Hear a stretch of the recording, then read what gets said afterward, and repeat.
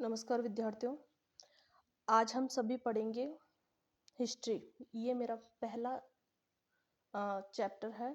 इससे पहले मैंने एक वीडियो बनाया था, कोशिश की थी एडिटिंग करने की, बट वो सक्सेस नहीं हो पाई क्योंकि उसमें जो पीछे से बैकग्राउंड नॉइज़ आ रही है वो बहुत ज़्यादा आ रही थी। ठीक है, फिर मुझे लगा कि मैं कॉपी पेन से ही वीडियो बनाने की कोशिश करती हूँ और हो सकता है कि आप लोगों को उस चीज़ से समझ में भी आए, क्योंकि मैं संग के संग लिखते हुए क्लियर करूँ। आज से चैलेंज लेते हैं अपन सभी, क्योंकि कहीं ना कहीं भर्तियाँ आने वाली हैं जहाँ काफ़ी संख्या में आपको टीचर्स की भी भर्तियाँ मिलेंगी, तो उनसे ही रिलेटेड ये टॉपिक है। और इसमें से कहीं ना कहीं आप ये देखने को मिलेगा कि कॉलेज लेक्चरर हो, स्कूल लेक्चरर हो या फिर रीट हो, क्वेश्चंस बनते ही बनते हैं। ठीक है, इस यहाँ से इन टॉपिक से 1 से 2 या 3 से 4 क्वेश्चन आने ही हैं, तो स्टार्टिंग यहीं से करें तो बेटर रहेगा। ठीक है, चालू करते हैं विद्यार्थियों। आज का जो चैप्टर है वो है प्राचीन भारतीय इतिहास के पाठ्यात्मक और पुरातात्विक स्रोत। ठीक है, इतिहास क्या है और क्यों, मतलब इसकी हमें जानकारी कैसे मिली, क्यों जो इतिहास के अभी मैं आपको बताऊं, अगर किसी भी देश के इतिहास को जानना हो, किसी भी देश के इतिहास को, आपको उनके स्रोतों पर, उनके साक्ष्यों पर निर्भर रहना पड़ता है, क्योंकि बिना एविडेंस के, ये बिना साक्ष्य के इतिहास नहीं होता। ठीक है, तो जो इतिहास का जो सर्वप्रथम उल्लेख था वो हमें कहाँ, किस चीज में मिलता है? एक सेकंड। इतिहास का सर्वप्रथम उल्लेख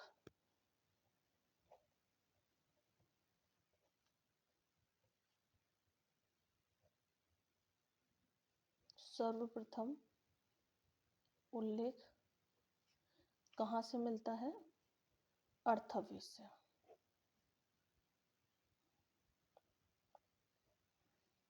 ठीक है, अब मैं आपसे कहूँ इतिहास शब्द किससे मिलकर बना है, क्योंकि हम स्टार्टिंग से पढ़ेंगे तो डेफिनेटली हमें थोड़ा सा इतिहास के विषय में भी जानना पड़ेगा। जो इतिहास है ये संस्कृत के 3 शब्दों से मिलकर बना है। इतिहास शब्द संस्कृत के 3 शब्दों से मिलकर बना है। इति, जिसका अर्थ है ऐसा ही। ठीक है, निश्चित रूप से,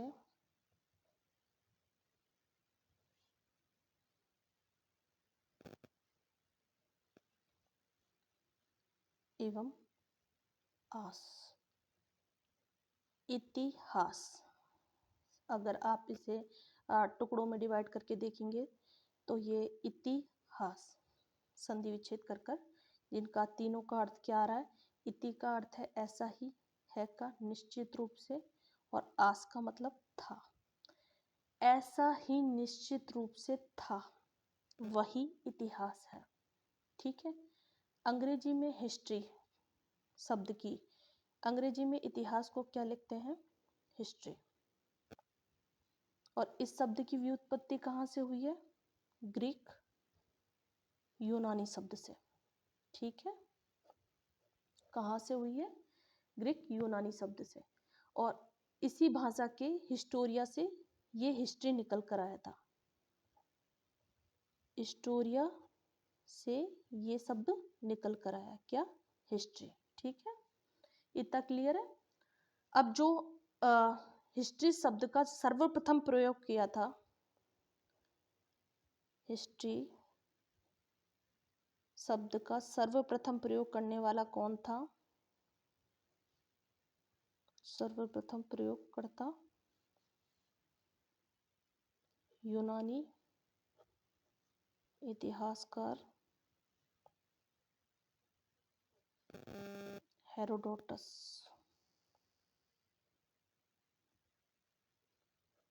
जिसका समय काल 484 ईसा पूर्व से 425 ईसा पूर्व के मध्य है। ठीक है, यहाँ तक क्लियर है। और इसका जो सर्वप्रथम प्रयोग किया था हिस्ट्रीज का, अपनी पुस्तक द हिस्ट्रीज में किया था।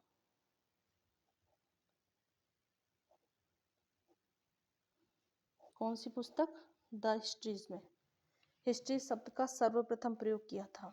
ठीक है, यहाँ तक क्लियर है। ब्रिटेन के जो इतिहासकार थे, ब्रिटेन के प्रमुख इतिहासकार, ठीक है, ब्रिटेन के इतिहासकार E.H. कार,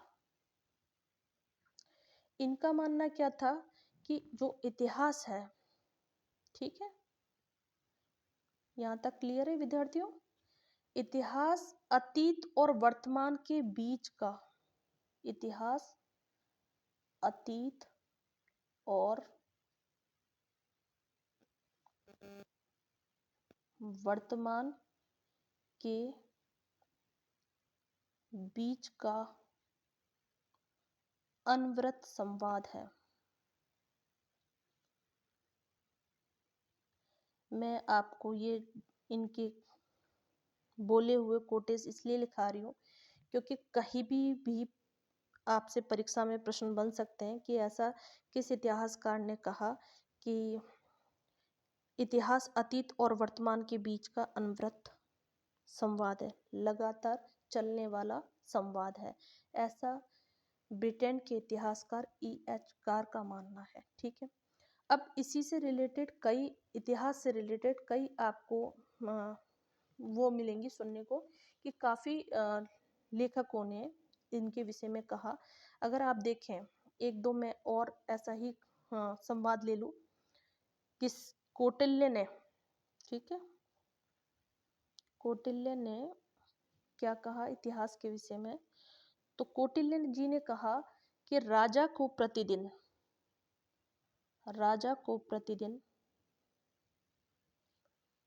कुछ समय निकालकर, जो राजा है उसको प्रतिदिन कुछ समय निकालकर अपना इतिहास श्रवण में लगाना चाहिए, यानी जो इतिहास है उसको सुनने में अपना समय लगाना चाहिए। ठीक है, कौटिल्य के विषय में कहा गया है कि कौटिल्य ने ऐसा कहा था कि राजा को प्रतिदिन कुछ समय इतिहास श्रवण में लगाना चाहिए। और ऐसे ही हमारे जो प्रथम इतिहासकार हैं, हमारे प्रथम इतिहासकार, एक सेकंड,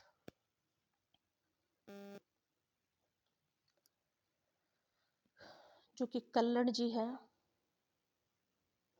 ने अपने ग्रंथ, इनका ग्रंथ था राजतरंगिणी, याद है, जिसमें कश्मीर का वर्णन, ठीक है, राजतरंगिणी में इन्होंने लिखा कि जो व्यक्ति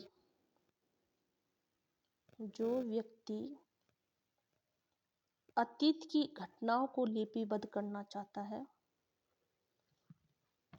अतीत की घटनाओं को लिपिबद्ध,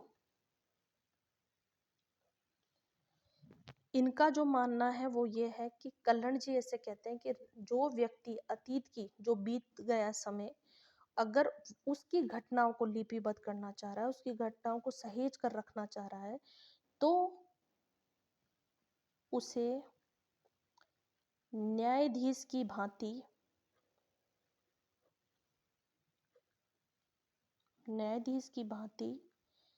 किसी भी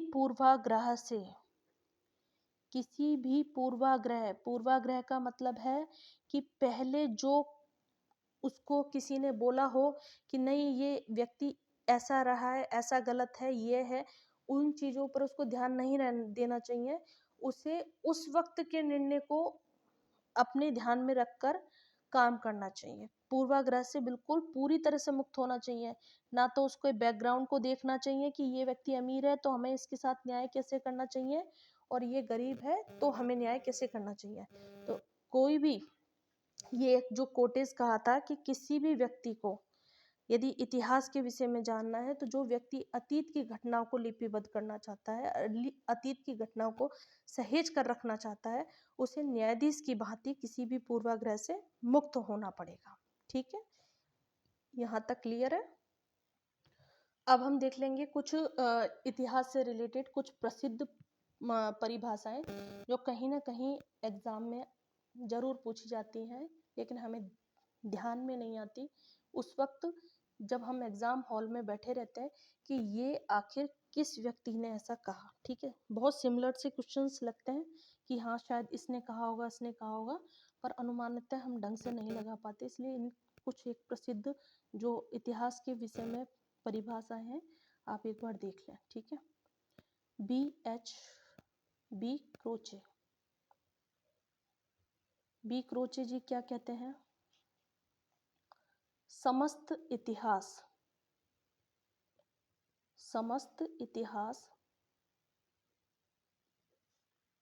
ही समसामयिक इतिहास है। ठीक है, समसामयिक इतिहास है।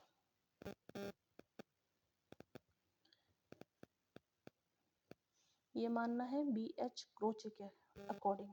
ठीक है, जे ब्यूरी कहते हैं, JB ब्यूरी,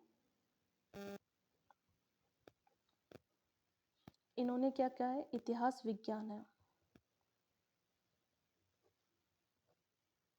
इतिहास विज्ञान है, ना इससे ज्यादा ना इससे कम,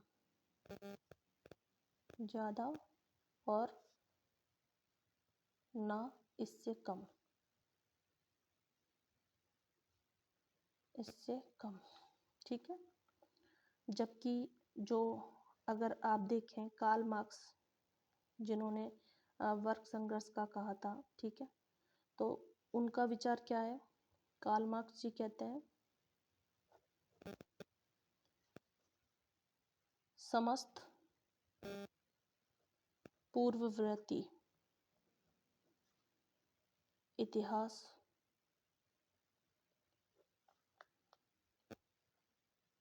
वर्ग संघर्ष का इतिहास है। ठीक है, इन्होंने, ये तो फेमस है, इन्होंने वर्ग संघर्ष की व्याख्या की थी, आपको पता होगा। तो जब भी वर्ग संघर्ष से रिलेटेड आ जाए वो अलग ही दिख जाता है कि हाँ कार्ल मार्क्स जी ने ही कहा होगा ये वाक्य। ठीक है, अब एक और कोटेज इन्हीं ने कहा था, कार्ल मार्क्स ने, इसीलिए यहीं पे लिख लेते हैं हम इसका कि इतिहास अपने आप को दोहराता है। इतिहास अपने आप को दोहराता है।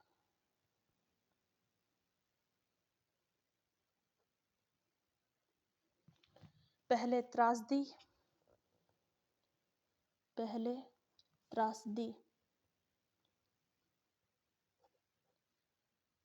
बाद में प्रहसन के रूप में।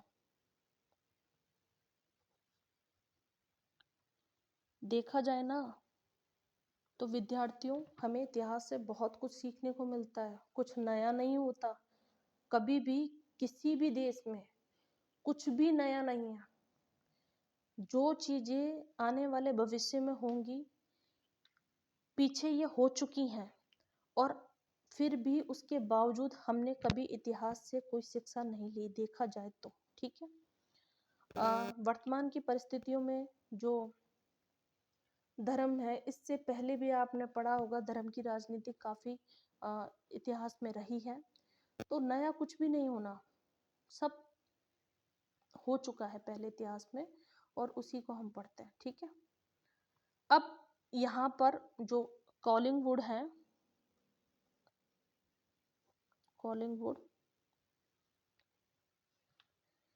समस्त विचारों का समस्त इतिहास विचारों का इतिहास है। इनका मानना है कि जितने हम विचार रखते हैं इतिहास के विषय में, समस्त इतिहास विचारों का इतिहास है। जितना हम सोचते हैं वो सब विचारों का इतिहास है।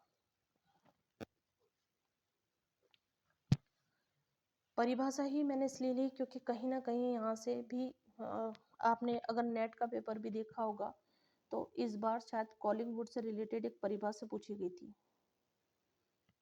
मैंने पेपर तो ध्यान नहीं दिया, लेकिन आप सभी मुझसे अच्छे से जानते हैं, एक चीज़ देखना, यहाँ से परिभाषा जरूर पूछी जाती है। ठीक है, बेशक हम टुकड़ों में डिवाइड करके चैप्टर पढ़ेंगे क्योंकि बहुत ज़्यादा लंबा हो जाता है, तो आज सिर्फ हम परिभाषाएं ही देखेंगे।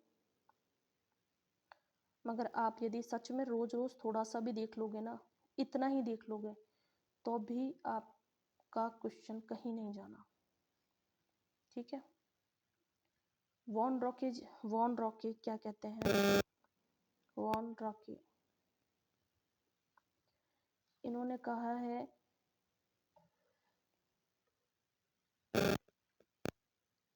इतिहासकार से अपेक्षित है। ये क्या कहते हैं?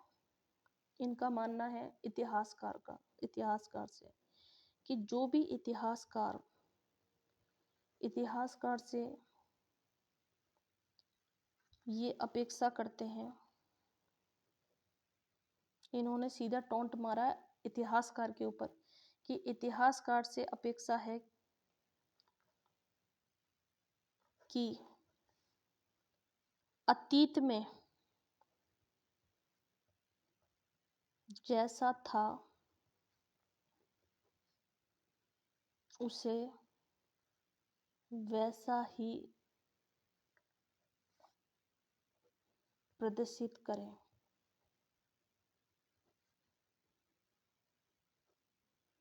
बात भी सही है कि जितनी घटना घटी, ठीक है, या जितनी प्रमाण हमें मिले, इतिहास को सिर्फ उतना ही इतिहासकार पेश करे, बढ़ चढ़ कर या कल्पनातीत कहानियां बनाकर इतिहास को सामने लाना, उसके मूल साक्ष्यों को तोड़ना मरोड़ना हो जाता है। ठीक है, तो वॉन रॉके जी कह रहे हैं कि इतिहासकार से अपेक्षा है, इन्होंने कोई परिभाषा नहीं दी, सीधे सीधे इतिहासकार को टॉन्ट मारा है कि इतिहासकार से अपेक्षा है कि जो जैसा अतीत में था उसे वैसा ही प्रदर्शित करें, अपनी तरफ से नमक मिर्च मिसाले लगाकर इतिहास को लोगों के सामने प्रस्तुत ना करें। ठीक है, रेनियर काफ़ी पूछी गई परिभाषा इसकी, रेनियर की।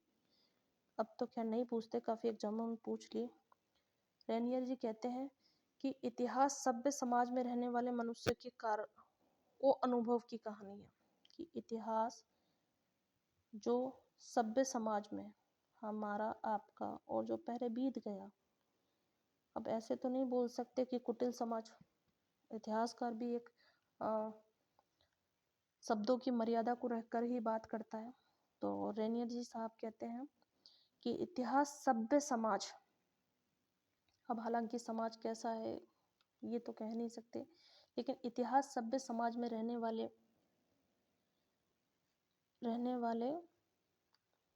मनुष्य के कार्यों की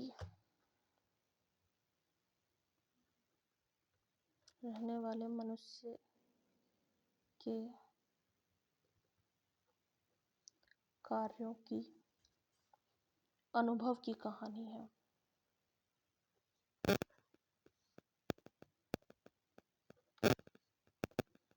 ठीक है, इतना काफी है।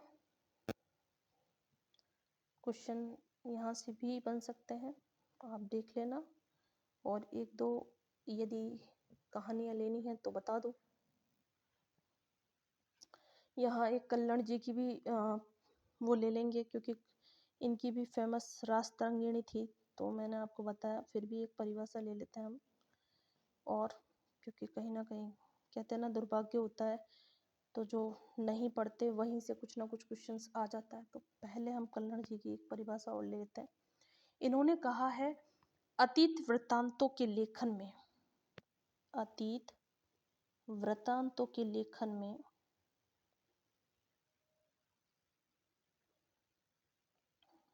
में वही इतिहासकार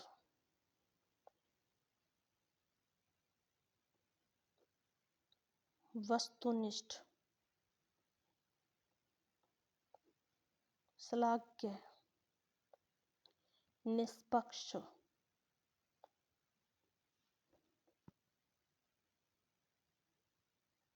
निष्पक्ष है, जो राग द्वेष से परे है। देखा जाए तो कॉलिंग बोर्ड कुछ अलग नहीं बोल रहे, इन्होंने भी मैंने अभी थोड़ी देर पहले आपको बताया था, इससे थोड़ी देर पहले मैंने आपको एक परिभाषा बताई थी। हाँ, ये रही वॉन रॉकी की परिभाषा। इन्होंने क्या कहा है कि इतिहासकार से अपेक्षा, ये इतिहासकार से अपेक्षा करते हैं कि अतीत में जैसा था वैसा ही उसे प्रदर्शित करें, मतलब वैसा ही उसे बताएं। ठीक है, कल्हण जी भी कुछ अलग नहीं बोल रहे, उनका कहने का तरीका थोड़ा सा एक तरह से कहते ना, एक इतिहासकार, एक लेखक जो लिखता है अपनी किताब में शब्दों को पिरोकर, वही उन्होंने यहाँ पर इस चीज का वृतांत लिखा है। बल्कि कहने का मतलब वही है कि अतीत में जो वृतांत बीत चुके हैं उनको लेखन में, जब अतीत के वृतांतों को लिखा जाए तो इतिहासकार को उन्होंने वही चीज कही है कि वस्तुनिष्ठ सलाग्य निष्पक्ष, जितना छोटा सलाग्य निष्पक्ष लिख सकते हैं, जो राग द्वेष से परे हो, मतलब जो राग अलाप कहानियां या बढ़ा चढ़ाकर कल्पनातीत कहानियां होती हैं उनसे परे हो, वही इतिहास है।